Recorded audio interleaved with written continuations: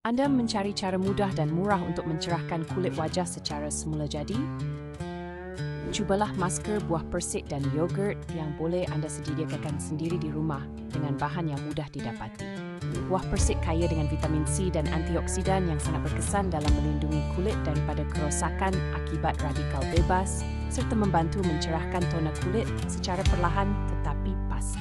Yogurt pula mengandungi asid laktik yang berfungsi menanggalkan sel kulit mati, menjadikan kulit lebih licin, lembut dan berseri. Cara penyediaannya sangat mudah. Ambil setengah biji buah persik yang masak, lenyekkan hingga halus, kemudian campurkan dengan 2 sudu besar yogurt asli tanpa gula. Gaul rata sehingga menjadi pes yang sebati. Sapukan masker ini pada wajah yang telah dibersihkan dengan lembut, elakkan kawasan mata dan bibir supaya tidak iritasi. Biarkan selama 15 hingga 20 minit supaya nutrien dapat meresap ke dalam kulit.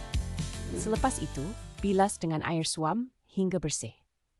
Gunakan masker ini 2 kali seminggu untuk mendapatkan hasil yang optimum dan kulit yang lebih cerah, lembut serta anjal.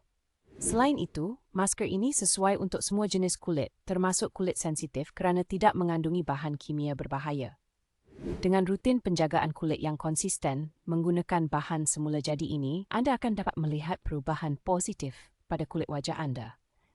Sendiri rahsia kecantikan dari anda hari ini dan alami perubahan kulit yang ketara serta rasa lebih yakin dengan penampilan anda.